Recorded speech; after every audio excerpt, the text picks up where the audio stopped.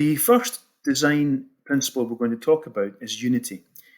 Unity can be difficult to master because we often jump straight into designing the details of a design first, without considering how those details fit into the big picture. If you fail to look at the big picture first, it's likely that all of your hard work and effort will result in a poor design.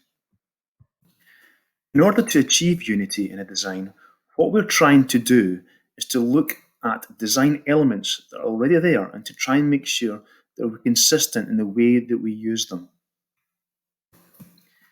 In the middle example here, you can see that the designer has achieved unity by using the colour yellow throughout the design. So we have the yellow background, and we also have the yellow text in the foreground, the jazz and the casino. These are also yellow. That achieves unity. Another way the designers achieved unity is in the use of the rectangles throughout the design.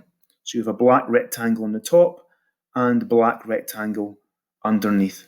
If you look at the festival poster to the right-hand side, again you can see that unity has been achieved through the use of colour. The peach colour on the top is a similar colour, if not the same colour, used in the font, the festival font. We also have fonts that are exactly the same. We have the black date in the top left, which is the same font as the festival. Again, this is a way of achieving unity.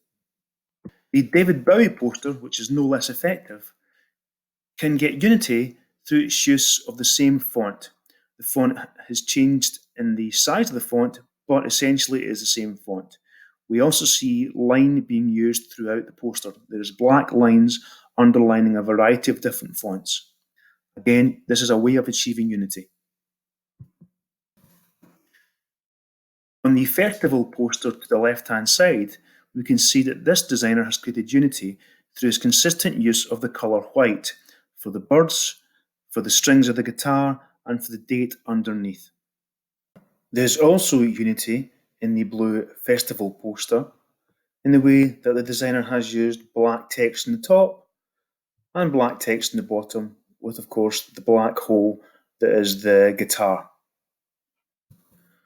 For the acoustic night poster to the right hand side, again we can see the designer has used colour, once again to achieve unity. This time they have used the neon colours of yellow in the text at the bottom. This is unifying with the yellow colour of the guitar, and we have the purple colour as well that also unifies. And on the design in the centre, we have black writing and white writing. The white writing is also the same colour as the microphone. Again, unity has been achieved. If we look at this final example of a CV, we can also see that unity has been created in a number of ways. The first way is again in the use of colour. If you look, there are repeated uses of the colour throughout the graphic. There is a colour on the left-hand side, and there is colour above the words experience, education, interests, and in the graphics, the logos underneath. There is also repeated use of shape throughout the CV. In this particular case, there are lots and lots of rectangles. There are also repeated uses of line throughout CV. As you can see, there are horizontal lines from the graphic. And finally, there is repeated use of the font style. The font style is the same throughout. One final way that you can create unity is by including groups of similar things together. So if you look at this particular design, at the bottom we have little logos. These are all grouped together.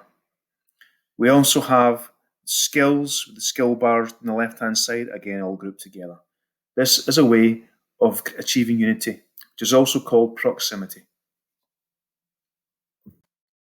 So, always be thinking about the elements you place on the page.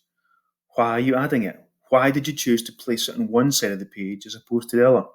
Why did you choose that colour, font, size, image, shape? Always be asking yourself these questions and asking how your choices are enhancing the idea that you want to communicate. Remember, unity exists when your elements agree. Unity is the single most important goal of any design, and it is really important that you make sure that your design is more than the sum of its parts. Good luck with your design.